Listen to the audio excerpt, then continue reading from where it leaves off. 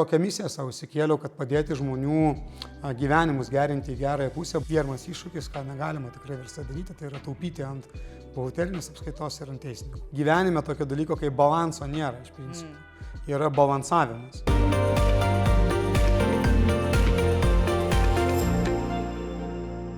Sveiki, šiandien džiaugiuosi pristatydama savo svečią Jurijų.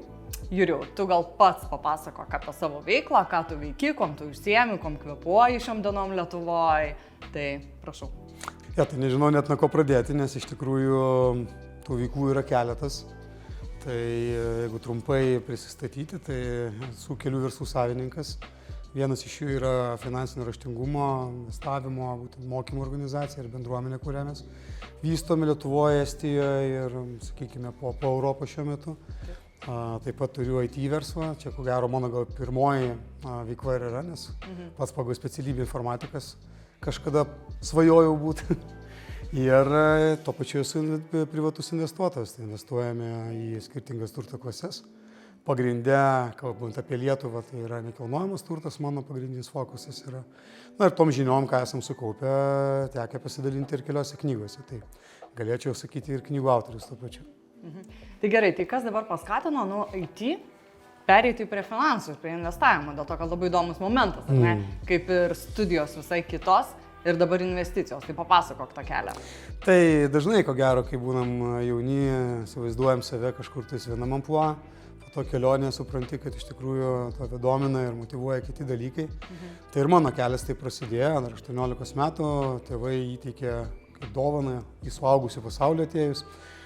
Litais 5000 litų banko kortelėje, sako viskas, sūnau, tu suaugęs. Ir aš įstojau informatiką mokytis tuo metu, nes kažkaip man tas rytis buvo įdomi, tėtis mano panašioje srity dirbo ir įsivaizdavau save, kad tos srity kažką ir veiksiu. Pradžioje programuotojų, vėliau su keliais kolegomis kaip tik sugalvojom, kad reikia kurti verslą. Bet kodėl pradėjau nuo tų 5000 litų, nes tai kaip tik po to susisijęs su tuo mano finansiniu keliu. Tai aš neturėjau visiškai jokių žinių, kaip tos pinigus sėkmingai leisti. Tai išleidau labai greitai, per 2 mėnesius iki visiško nulio. Tėvai turbūt galvoja, kad kitaip pinigus išleidau, nes mokiausi pakankamai neblogai universitete. Tai antram kurse būnant, tėtis vėl padovanojo pinigų, šį kartą vokelėje $1100. Nežinau, kodėl tas 100 prisidėjo, bet 1100, aš šį kartą jau žinau, ką daryti. Ta patį savaitgalį nuvažiuoju į Uteną. Utena tuo metu automobilių turgus Lietuvoje vykdavo. Nusipirku savo pirmą automobilį lygiai už $1100. Atgal važiuojant jisai sugenda pas mane, tada vėl suprantu, kad kažkokią nesąmonę padarau ir kai aš įkūriau savo pirmąjį verslą su draugais, tai buvo IT įmonė, lygiai dėl tų pačių priežasčių mano pirmas verslas bankrutavo. Tada grįžau prie klausimų, kągi aš darau ne taip. Mano laimė, mano aplinkoje buvo dėdė verslininkas, kuris įteikė knygą apie pinigus, apie finansus ir va tas mane sudomino, būtent visą tą tematiką. Tada pradėjau gilintis ją labiau ir ilga istorija trumpai taip ir gavosi, kad aš vėliau atkūriau savo IT verslą, bet tuo pačiu aš jau buvau pradėjęs domėtis investavimu. Ir kai aš pradėjau domėtis investavimu, aš supratau iš tikrųjų, kiek tai yra svarbu ir kitiems žmonėms.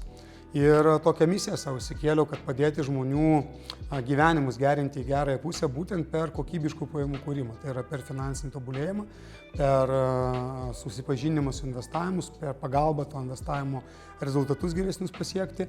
Na ir taip atsirado natūraliai ta veikla, kuri ir dabar yra būtent mokymas. Gerai, tai kokie buvo tie kertiniai įvykiai, ar ne, kurie tau padėjo apsispręsti, kad reikia kažką daryti, reikia mokintis apie tos pinigus? Vis tiek, tu paminėjai, vieni pinigai išleisti, kiti automobilių sugedęs, ar ne, bet vis tiek... 3 kertinius ir paminėjau. Tai buvo pirmi 5000, kai supranti, kad kažką ne taip padarei, nes jie dingo. Dar grubiai tariant, litais, jeigu skaičiuojant 4000 litų, kai supranti, kad mašina tiek kainavo ir nebeturi už ką tikrąją tą žodžio prasme įpilti kūrą ir važiuojant oro, kartais kaip išeina ten iš mano tėvai Trakuose tuo metu gyveno, tai iš Vilnius iki Trakų nuvažiuoja, atgal jau nebesigauna, reikia, kad kažkas patrauktų, patemptų arba ten patranzuoja. Ir trečias tai yra pirmojo verslo bankrotas, kur jau supratau, kad vėlgi kažką aš ne taip darau su finansais, nes iš tikrųjų bankrotas ir buvo dėl to, kad mes leidom pinigus ne ten, kur reikėjo leisti, o ten, kur reikėdavo leisti, ten kaip tik neleisdavom ir taupydavom.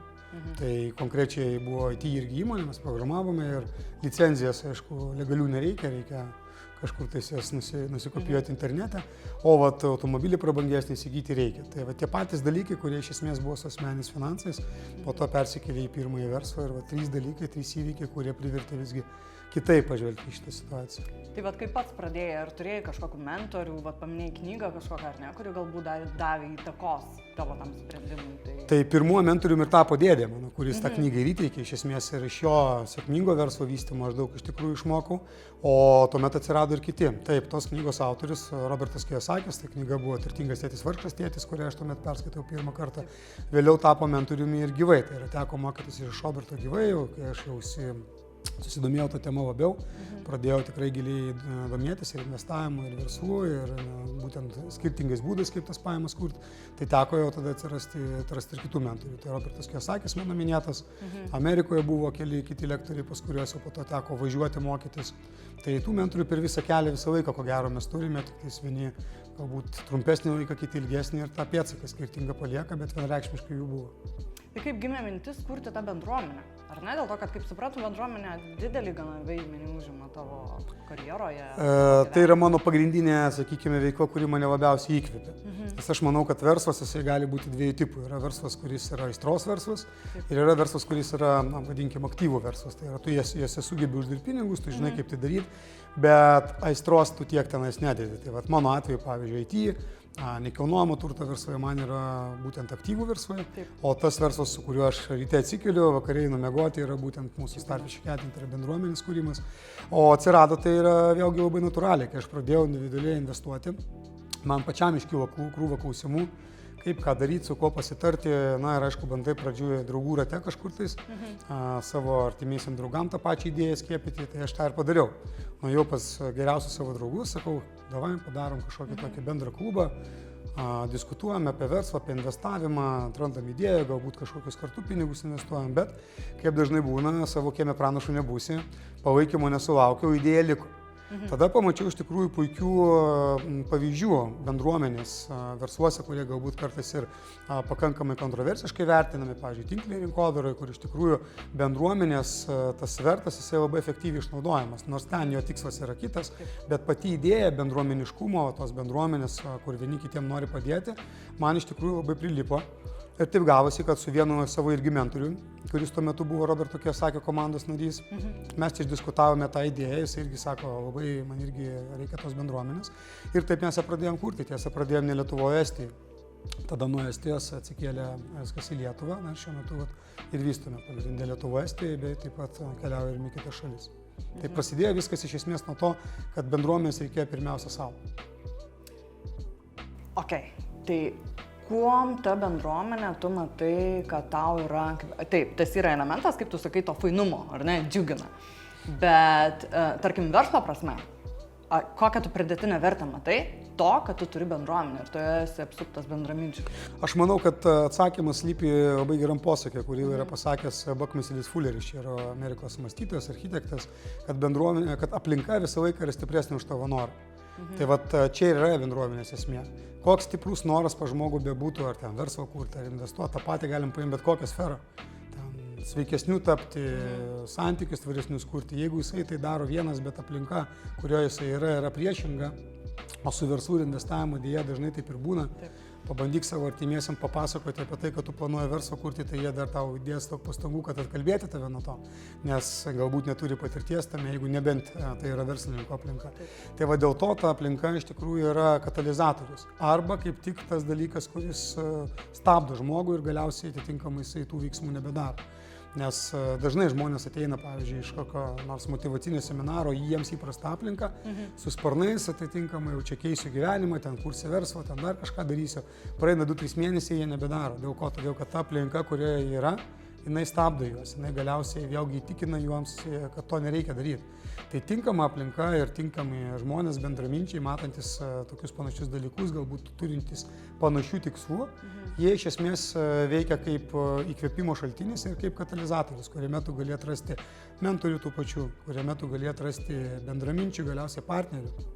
Netgi partnerių dedamoji, ko gero, yra viena iš irgi svarbiausia, kadangi jeigu pagalvotume apie verslo kūrimą arba apie tą patį, aš nekalbu apie individualų kažkokių mažų veiksmų darymą investuojant, bet jau tokių veržesnių veiksmų, ko gero nerastume pasaulyje ne vieno žmogaus, galbūt labai mažą procentą, kurie pradėjo daryti pavieniui. Galbūt ateityje jie vėliau ir išsiskiria tie partneriai, jie daro atskirai tos veiksmus arba atranda kitus partnerius, bet pirmuosius žingsnius, kuriuos dažniausiai sunkiausia yra žengti žmonėms, visgi daro žmonės ne pavieni. O tai irgi yra ta pati bendruomenė, ta pati aplinka, kurioje ir atsiranda tie žmonės, su kuriais tos žingsnius gali žengti kartu. Tai kokio dydžio tavo bendruomenė dabar šiuo metu yra? Šiuo metu mes turime virš 230 žmonių, tai yra Lietuvoje, Estijoje. Pagrindė, pas mus yra skirtingi, sakykime, klubai. Ir šiuo metu kaip tik paleidinėjame frančizę kitose šalyse. Ir kiek metų gyvuoja? Dabar 9. Gerai, tai kokie buvo tie didžiausi tavo iššūkiai versle? Nesvarbu, kuriam ar ne, ar pirmam, kuris subankrotavo, ar jau kai investicijas pradėjai daryti, ar ne? Kokiais pagrindiniais iššūkiais susidūrei ir kaip tu su jais susitvarkai? Iššūkių galima būtų ko gero įvardyti daug, jų ir visą laiką ir dabar yra. Nėra taip, kad jeigu tu verslo kažkokią ten užaugini. Tokie kertiniai, kur tu prisimeni. Ja. Kertiniai tai pirmas ir ko gero dėl jo beje ir pirmasis verslas bankrutavo. Tai yra, kai tu taupai ant kertinių žmonių versle. Nes yra tam tikri žmonės, kurie labai gali įtakoti tavo verslo rezultatus, galbūt netiesiogiai pardavimų prasme, bet apsaugotami tave arba kaip tik sukeldami problemų, kurios po to gali brangiai kainuoti. Tai mano galva dvi tokios sritys, kuriuose negalima taupyti versle, tai yra buhalterinė apskaita ir teisininkai. Tai mano pirmojo verslo bankrotas iš tikrųjų ir buvo dėl to. Ne dėl to, kad mes nemokėjom programuoti, mes mokėjom programuoti ir kūrėme pakankamai kokybiškus produktus. Ne dėl to, kad mes nemokėjom parduoti savo paslaugų, nes irgi tą mokėjom. Bet dėl dviejų priežasčių, tai vieną paminėjau, tai yra finansinio raštingumo trūkumo, kad leidom ne ten, kur reikia pinigus, tai čia kiti dalykai, bet ir būtent taupydami, esminius dalykus, ant ko taupėme, tai tokias dvi sritis, tai yra buhalterinė apskaita, kur kažkokio draugo pažįstamas tenais sakė, aš pigiai tvarkysiu apskaitą ir čia viskas bus gerai, ir teisininkai, kur irgi susidūrus su teisinėmis problemomis, kurios atsirado irgi dėl to, kad taupėme ant tam tikrų veiksmų versle. Galiausiai atitinkamai tie teisininkai mūsų kelia dar daugiau problemų. O situacija buvo be paprasta. Kurdami verslą, tais laikais dar buvo tokia situacija, kad mobilus ryšys, jisai pigiau gerokai kainuoja, kai turi ant įmonės ir brangiau kainuoja, jeigu kaip fizinis asmuo. Ir prastai visi ieškodavosi būdų, kaip čia ant įmonės pakabinti savo telefono numerį. Tai viena iš mano verslo partnerių tuo metu kažkoks pažįstamas paprašė, kad ant mūsų įmonės pakabintų nemažą kiekį telefono numerių.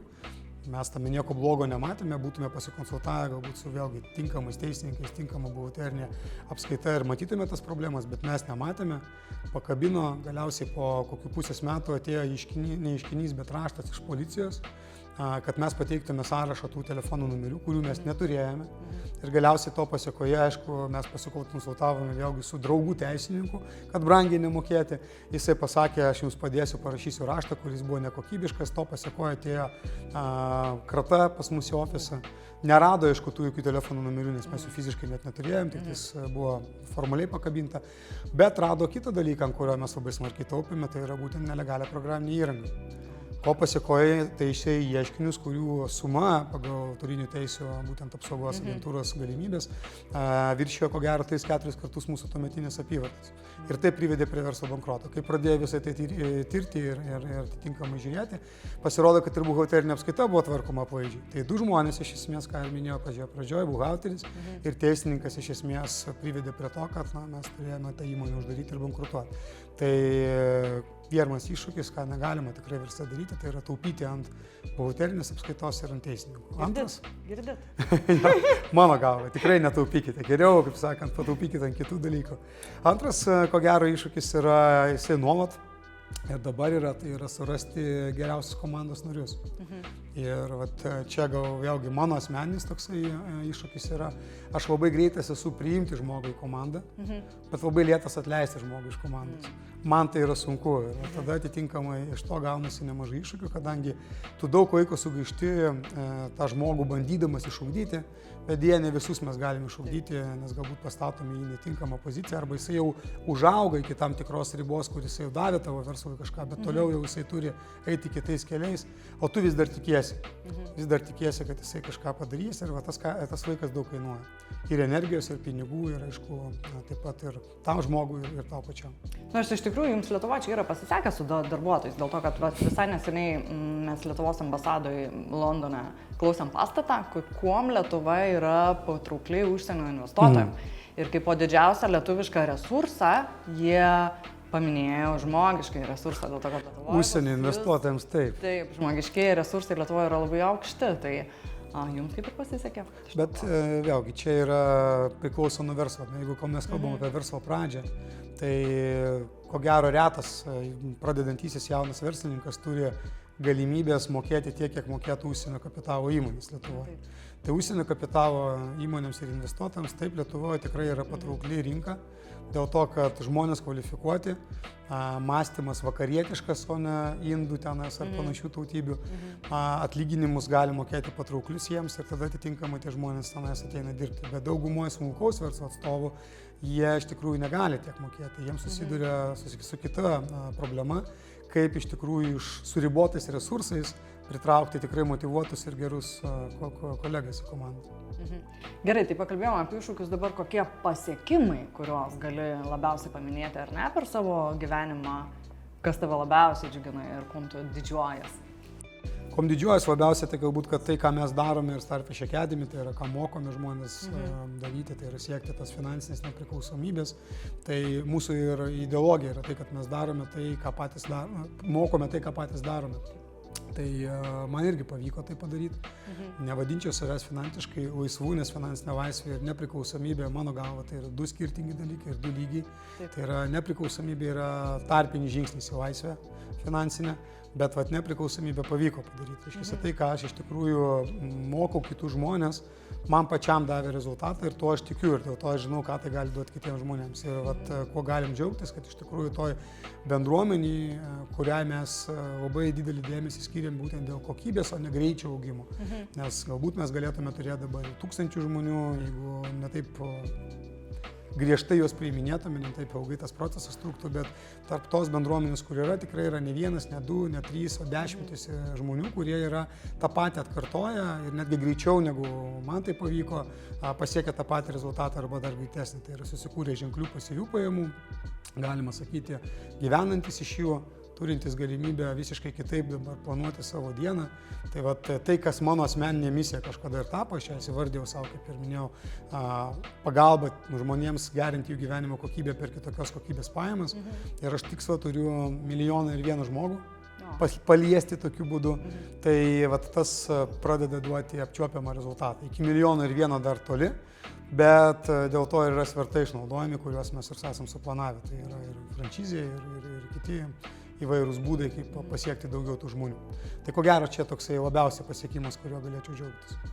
Tai dabar tu paminėjai tą nepriklausomybę, ar ne? Tai tuo pačiu klausimu, ta nepriklausomybė, ar tau, kaip tu subalansuoji savo tą life, work balance, ar ne?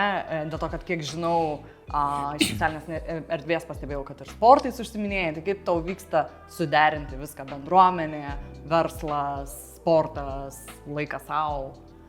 Ko gero, meluočiau, jeigu sakyčiau, kad visą laiką pavyksta suderinti. Taip nebūna, bet ir mano galva to gyvenime tokio dalyko kaip balanso nėra iš principo. Yra balansavimas. Jeigu mes pažiūrėtume, pavyzdžiui, į cirko artistą, kur stovi ant to, kaip tas ekvilibristas vadinasi turbūt, kur stovi lygsvarą laiko. Jis nelaiko lygsvaros pagavęs vieną kažkokį tašką, bet jis biškį paspaudžia čia, biškį paspaudžia čia. Ir tokiu būdu išlaiko tą lygsvarą. Tai panašiai ir aš darau. Iš tikrųjų, kadangi tų veiklų yra ne viena, tai turi vieną kartą duoti dėmesį vienai, kitą dėmesį kitai. Bet turi suprasti, kad jeigu tu vienai skyrė, tu turėsi sumokėti kainą po to skirdamas kitai. Bet finansinė nepriklausomybė, kodėl aš sakau, kad tai yra tarpinis žingsnis į laisvę ir kaip ir laisvė apskritai, ką duoda, jinai kaip tik duoda didesnį pasirinkimo ir didesnės galimybės balansuoti tai tarpusavį. Nes tada tu gali rinktis, kada tu dirbi, iš kur tu dirbi, su kuo tu dirbi, kiek laiko dirbi, galiausiai ką dirbi. Tai yra tau nereikia galvoti apie tai, kad man būtinai reikia būti savo versle, nes kitaip aš neuždirbsiu pinigų. Nes yra galbūt kiti pinigų šaltiniai, kurie tau kompensuoja, tai ir atitinkamai tu gali mažiau laiko skirti ir tada atitinkamai tas balansavimas tampa lengvesnis. Tai nereiškia, kad ko gero tau visiškai nereikia skirti, bet tu bent jau gali atitinkamai išlaikyti tą balansą didesnį. Na ir antras dalykas, aišku, vėlgi komandos ir technologiniai svertai. Jeigu tai darai vienas, kodėl vėlgi apie bendruomenę grįžtant, nes tada iš tenais gali atsirasti ir partneriai, ir komanda, kas vėlgi atlaisvina daugiau tavo laiko. Tai kai tu turi verslo, kuriame yra komanda, kuriame yra sistema, kai tavo investicijos lygiai taip pat turi tas sistemas, tada tau asmeniškai laiko reikia skirti gerokai mažiau, negu jeigu darytum vienas ir tada atsiranda tos balansavimo galimybės. Gerai, tai kokia tada ta tavo didžioji ateities vizija? Sakei, tas 1,1 narys, ar ne?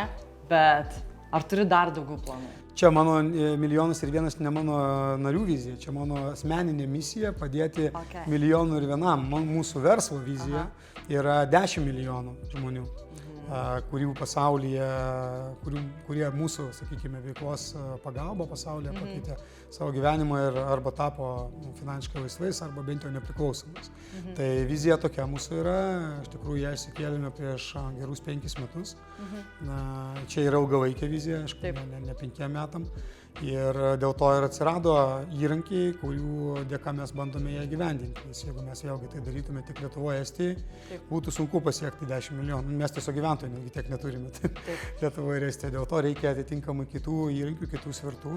Iš čia atsirado frančizės idėja, kurią mes kaip tik dabar baiginėjame paleisti. Kitiem metam 24 jau turim tikslus pirmųjų frančizių. Tai yra Skandinavijos rinkose ir kitur. Ir frančizė, atitinkamai automatizuoti kursai, kuriuos mes turime, tos pačios knygos, visą tai kaip prisideda prie to, kad tas 10 milijonų atsirastų. Tai vizija tokia ir iš tikrųjų mes ją visą laiką visur transliuojame ir tai galbūt ir pritraukia tos žmonės, kurie nori prisidėti prie to būdami komandai. Tai ir turit planų į Angliją atvažiuoti? Su savo vizija? Galbūt. Kodėlgi Anglija irgi yra beje ir mūsų tautiečių pakankamai populiarų tenai šalis, tai vėlgi mūsų vidinis ratas, ta bendruomenė nėra tik tais lietuviai, tai yra ir estai, ir anglakalbiai atitinkamai turėtų ten atsirasti ateityje, bet taip, Anglija yra turbūt viena iš tų rinkų, kuri vienaip arba kitaip atsiras artimiausiai ateityje. Tai lauksim. Gerai, dabar mes vis tiek jau esam 23 metų gale, ar ne? Tai kas atsitiko 23-ais, kad tas Jurijus, kuris sėdi dabar prieš mane, yra tas Jurijus, kuris sėdi dabar prieš mane? 23-ais būtent? Taip. Geras klausimas. Kas atsitiko 23-ais? Iš tikrųjų daug dalykų, ko gero, yra kas atsitikę, kas man asmeniškai galbūt padėjo ten, kur aš esu ir dabar, tai ir paminėjai sportas. Sportas iš tikrųjų yra tai, kas mane visą laiką gyvenime lydi. Ir aš manyčiau, kad kiekvienam aktyviam žmogui, kuris turi didelių tikslų, sportas yra tas dalykas, kuris gali padėti neperdėgant juos labiau pasiekti. Tai kas įvyko per šiuos metus, tikrai pasiekiau neblogų, mano galva, sakykime, ne jaunuolis jau esu, tai mano galva gerų pasiekimų sporte. Ir tuo pačiu tai tie pasiekimai ir jų siekimas man leido labiau išlaikyti energiją ir blaivą protą siekiant ir taip pat rezultatų versle arba investavime, kurie irgi per šios... Ką tu sportuoji dar paminėk? Kyokushin karate, tai yra rytų kovos menai. Tai Kyokushin karate yra, kaip sakant, toks menas, kuriame tikrai, kai sportuoji, neturi laiko pagalvoti apie problemas kažkokias, apie gyvenimo iššūkius, kaip tik atitinkamai iškrauni visą tai tenais ir tada tu turi daugiau energijos, iš tikrųjų gerokai labiau efektyviam būti ir kitose veiklose.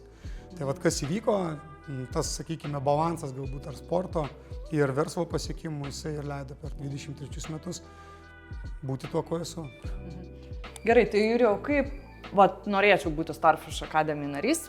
Kokie yra reikalavimai, kaip aš ten galiu papulti, ką jūs ten priimat, kadangi minėjai, kad griežta atranka, priimat ne visus, tai kokie tie pagrindiniai yra reikalavimai ten stoti? Jo, tai reikalavimai, kaip ir minėjau, prasideda nuo to, kad kiekvienas ateinantis į vidinį ratą, taip vadinasi pati Starfish Academy bendruomenė, nepriklausomai nuo to, koks ten jo yra užsiėmimas, ką jis jau gyvenime pasiekęs, jisai turi praeiti pirmiausia kelių etapų mokymus. Ir kai kurie sako, tai jūs čia specialiai, kad daugiau pinigų įsidirbti. Iš tikrųjų ne dėl to tai yra, bet dėl kelių labai paprastų ir svarbių priežasčių. Pirmiausia, tam, kad žmonės ateidami į vidinį ratą turėtų bendrą bazinį panašų mąstymą ir supratimą, nes nuo to viskas prasideda. Jeigu mes norime bendradarbiavimo, mes turime atitinkamai ir suprasti, kodėl tas bendradarbiavimas turi būti. Jeigu mes vaizduojame, norime investuoti į kažkokius didesnius, ambicingesnius objektus, mes turime irgi turėti tam tikrą matymą, kuris leistų mums tai daryti su ribotais resursais, nes dažnai įsitikinimas yra, kad tik su dideliais pinigais gali tai daryti. Tai va tie mokymai iš esmės yra tam, kad tą bendrą pagrindą parengti. Taip pat tai yra laikas, per kurį žmonės susibendrauja tarpusavį ir galbūt jau atranda tam tikrų užuomazgų galimų bendradarbiavimo tarp kitų žmonių, kurie su jais eina mokymų metu. Ir trečias dalykas, tai yra filtras. Filtras, kuris atskiria tos žmonės, kurie sako tiesiog žodžiais, kad nori būti ir kurie savo veiksmais nori tai parodyti. Tai va, tai yra praeinama 3 etapų mokymai, tuomet yra interviu su mūsų bendruomenės koordinatoriais ir po to atitinkamai, jeigu mes negauname jokios informacijos iš taip pat kitų bendruomenės narių apie tai, kad norintis tapti žmogus yra nepatikimas ir jisai ten kažkur kažką prisidirbęs yra, tuomet grupė, į kurią žmogus pasirinko prisijungti, tai jų kadangi yra keletas, tai tos grupės narystės komitetas balsuoja už jo priėmimą. Jeigu dauguma nubalsuoja už, tuomet žmogus gali prisijungti. Bet tie mokymai yra online, arba, tarkim, Anglijoje esantis gali prisijungti jūsų bendruomenę? Išskyrus paskutinį etapą, jie yra online, mes iš tikrųjų kažkada anksčiau darėme juos gyvai, bet vėlgi dėkingas pandemijai, nes pandemija iš tikrųjų padėjo mums atrasti kitą lygį visai to dalyko ir mes labai greitai pandemijos metu susirientavom ir perdarėme tos mokymus online, kadangi iki tol šiaip turėdama kitų online mokymų, bet būtent tie būdavo gyvi. Ir tada iš tikrųjų atsirado pas mus taip pat vidinio rato narių Lietuvos vidinio rato ir iš tos pačios Islandijos, ir iš Didžiosios Britanijos, ir iš Vokietijos, dėl to, kad jie visą tą patį praėjo nuotoliniu būdu. Tai šiuo metu pirmi 2 etapai, taip jie daromi pilnai online, tik tais gyvai, tai galima jungtis iš kur tik tais norit. O paskutinis jisai yra gyvas, bet turime taip pat galimybės prijungti ir nuotoliniu būdu žmogų, tiesiog į gyvus mokymus jisai dalyvauja nutolęs, bet mato, ką daro kiti kolegos gyvai. Tai kaip dažnai jūs susitinkat kaip bendruomenė? Kaip bendruomenės, jau patys vidinio rato nariai, jie susitikinėja 2 kartus per mėnesį. Tai yra gyvi susitikimai arba vėlgi su galimybė per Zoomą jungtis į juos. Tai tie, kas yra iš Islandijos, pavyzdžiui, Norvegijos, jie aišku nevažiuoja, jie jungiasi nuotoliniu būdu, bet dalyvauja gyvai. Tai yra 2 kartai per mėnesį kiekviena grupė, bet lygiai taip pat, kadangi grupė yra daugiau, tai nariai vienos grupės jie gali lankytis kaip svečiai kitos, tai mes neribojam to vietą, iš esmės jie gali lankytis, kad ir kiekvienoje grupėje, bet viena grupė būna jų pagrindinė grupė. Tai kuo tos grupės skiriasi tada, jūs kažkaip? Niekuo, skiriasi tik tais lokacija ir susitikimo laiku. Pavyzdžiui, Vilniuje mes turime 3 grupės, va šiandien kaip tik vyko rytinės grupės susitikimas, rytoj turime dieninę vakarinę grupę, taip pat yra Kaune, yra Klaipėdoje susitikimai, yra Taline, yra Pernai dabar startuojantys susitikimai irgi. Tiesiog pagal žmonių geografinę vietovę ir labiau jiems tinkamą laiką. Tai investicijos dabar, ne? Tai kur fokusas? Į nekilnojamą turtą, į akcijas, atrakcijas, kur? Jo, tai vat Lietuvoje, aišku, mėgstamiausia turto klasė, ko gero, akivaizdu, kas yra, tai yra nekilnojamas turtas, bet mūsų atveju mes vidinį ratą, tą bendruomenę ir kūrėme tam, kad žmonės turėtų galimybę pasirinkti juos dominančią turto klasę. Ir dėl to mes turime tokias 3 interesų grupės, kurios yra vidinėme rate pagal mūsų sukurtą formatą, kuris yra mūsų registruotas, užpatentuotas tam, kad, sakykime, visur vienodai vyktų tos formatų susitikimai ir ten yra dalis susitikimo, kuris yra skiriamas nekilnojamam turtui, dalis susitikimo, kuris yra skiriamas verslui, nes verslas irgi yra viena iš investavimo rūšių, į savo verslą galima investuoti. Ir dalis, kuri yra skiriama kitom investicijom, tai yra vertybiniai popieriai, žaliavos, kriptovaliutos, na ir visa kita, kas nepatenka po nekilnojamo turtų ir verslų. Tai iš esmės, kuo bendruomenė tokio pobūdžio dar yra irgi gerai, kad iš esmės tu gali labiausiai fokusuotis į vieną kažkokią turto klasę, bet visą laiką būni fone informacijos ir apie kitas ir tau nereikia skirti tiek laiko, kad turėtum vertingą informaciją, kuri leistų tau priimti sprendimus, jeigu tau aktualios ir kitos turto klasės. Gerai, dabar, kadangi man pačiai labai įdomu, kokia tavo nuomonė apie kripto yra? Apie kripto? Nuomonė normali, tik tais apie, jeigu kalbame apie kripto, tai ir apie pačią kripto rinką ar apie konkrečias kriptovaliutas reikėtų kalbėti. Gal apie rinkas? Jo, rinka pati kripto, mano galva, dalykas, kuris jau atsiradęs ir niekur nedings. Tik tais kaip ir kiekvienoje naujoje kažkokioje tendencijoje, vyksta apsivalymas. Ir tas apsivalymas jau vyko ir dar vyks ne kartą. Ir bus išiškės ir jau iškėja tie, sakykime, kabutėse žaidėjai arba tos kriptovaliutos, kurios išliks ir kurios užims savo vietą pasaulyje. Ir jų yra jau tas pats Etheris, sakykime, galima būtų įvardyti, ar tas pats Bitcoinas, galbūt dar keletas iš jų. Ir bendrai kripto, arba netgi reikėtų sakyti gal blockchaino technologija kaip tokia, jinai tikrai atveria daug labai galimybių, kurių mes iki tol neturėjome. Ta pati galima būtų įvardyti dabar dirbtinio intelekto tendenciją, lygiai tas pats vyksta, kas vyko kripto prieš kokius 10 metų. Tai yra daug visko atsiranda, daug kas dings, bet bus kas liks. Tai kalbant iš investicinės pusės, kriptovaliutos mano galva tikrai yra įrankis, kurį galima matyti savo portfelyje. Tačiau tuo pačiu jisai visgi dar yra pakankamai nebrandus. Ne? Tai yra jo svyravimai yra tokie, kad jeigu žmogus tikisi vien iš jo uždirbti, tai gali būti ir visiškai priešingai. Tai aš savo portfelį kriptovaliutų turiu, bet procentiškai tai užima pakankamai mažą dalį mano portfelio visos vertės. Gerai, Jurijau, ar tu turi kažkokį dabar pavyzdį, kad tau bendruomenės nariui yra pavykę, nežinau, su tam tikrą sumą pinigų, uždirbti tam tikrą sumą pinigų, ar gali paminėti kažkokius konkrečius skaičius ir konkrečius rezultatus, kuom galėtum pasidalinti? Galiu ir ne vieną paminėti, mes tos skaičius ir sekame, ir fiksuojame, ir vėlgi tai yra vienas iš bendruomenės, tokios sisteminės bendruomenės privalumų, kad mes ne tik tais priimam žmonės ir kad po to jie ten savarankiškai kažką darytų, bet mes sekame jų rezultatus ir padedame jiems judėti toliau. Tai jeigu bendrai gal pradėti nuo bendrųjų bendruomenių skaičių, kaip tik nesenai darėme tokį tyrimą, tai bendruomenėje per visą tą laiką, kiek egzistuoja, yra padaryta apie maždaug 1500 nekilnojamo turto objektų, kurių bendra vertė viršė, ko gero, turbūt apie 10 milijonų. Tai čia iš nekilnojamo turto pusės. Taip pat per tą laiką įkurta yra apie 20 naujų verslų, tai yra tarp bendruomenės narių įkurti tie verslai. Be viso to atitinkamai kitos investicijos, kurias irgi minėjau, nes mes turime 3 sritis, tai juose portfelis vidutinis, sakykime, vidinio rato narių, kurie investuoja tą sritį, sudaro apie 150 000 eurų. Tai vat, čia skaičiai, jeigu apibendrinant. Dabar kalbant apie konkrečius atvejus, yra, kadangi labai skirtingos pasirinkimo lygio žmonės ateina, tai gal pradėtume, tarkim, nuo tų, kurie visiškai nieko iki to nėra darę. Tai ateina žmonės, kurie visiškai žali būna investavime, susidomi kažkokia konkrečia sritim. Ir vat, yra pavyzdžių, pavyzdžiui, mergina, kurie atėjo, jinai per sekančius 2 metus išvystė 14 nekilnojamo turto objektų, nes nekilnojamo turto pasirinko kaip savo turto klasę. Vyrukas atėjo, tikslą turėjo per metus 2 objektus įsigyti, irgi nekilnojamo turto, paskaičiavo šiai dienai 2 metai, jisai kaip vidinėme rate, 26 objektai per tos pačius 2 metus. Tai tokių variantų tikrai yra ne vienas, galbūt vienas iš tokių, sakykime, įdomiausių ir įspūdingiausių yra 3 vidinio rato narių projektas, kur jie nusipirko 2000 kvadratinių metrų pastatą, Anykščiuose, beje, ne Vilniuje. Tai iš to pastato buvo padarytas 55 būtų namas. Dalis tų namų būtų tiksliau buvo parduota, dar jie pasiliko savo nuomai. Ir vėlgi pradinės investicijos buvo surinktos nekur kitur vidinėme rate, tai yra tarp narių. Kas irgi yra beje gana populiaru, vieni iš kitų skolintis arba ko investuoti į tos projektus. Taip pat turime verslą, kurį kūrė keli vidinio rato nariai, beje, kaip tik su kolegija iš Didžiosios Britanijos, iš UK. Tai Business Data Flow įmonė, kuri iš esmės teikia paslaugas dabar su Google sprendimais į skirtingom verslams automatizuoti jų procesus. Tai vat vėlgi verslas, kurį įkūrė Vilnietis, kitas kolega iš Klaipėdos ir trečioji partnerė iš Didžiosios Britanijos. Gerai, tai dabar visą laiką tie investuotojai, visi ir tu, ir visi kiti paminė, ar ne, kad visai nesvarbu, kad tu dabar neturi didelės sumos pinigų ir tas tau visiškai netrukdo investuoti, ar ne?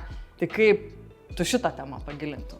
Tai čia vienas iš dažniausių įsitikinimų yra, kuris ir trukdo žmonėms, kaip aš ir minėjau. Dėl to ir yra tie mokymai tam, kad pirmiausia pašalinti tuos ribojančius įsitikinimus, kurie dažnai trukdo. Tai iš tikrųjų tam, kad investuoti, netgi ir versle lygiai taip pat, aš sakyčiau, angliškai tas yra žodis make money. Tai doesn't take money to make money. Taip. Tam nereikia pinigų tam, kad uždirbti pinigus. Todėl, kad iš esmės ne pinigai, bet įgūdis pritraukti pinigus yra svarbus. Tai jeigu aš sugebu sukurti vertę kažkokią tais, kuri yra rinkoje, kurioje yra kažkas tai, kas tą vertę pamato, tada iš esmės aš galiu pritraukti pinigus ar mano investiciniam projektui, ar mano verslo idėjai, netgi neturėdamas savų pinigų visiškai, arba turėdamas jų pakankamai mažą kiekį. Mano minėtas pavyzdys su tais pačiais 55 butais. 700 000 kainavo objektas iš varžytinių antrųjų. Tai aišku, čia pakankamai nedidelė kaina, bet pats objektas, tai yra jį reikėjo dar po to visą išvystyti tos 55 butus. Tai kolegos, kurie pirko tą pastatą, jie galėjo investuoti savais pinigais, bet vietoj to jie pardavė dalį tų butų už mažesnį negu rinkos kainą vidinio rato nariams.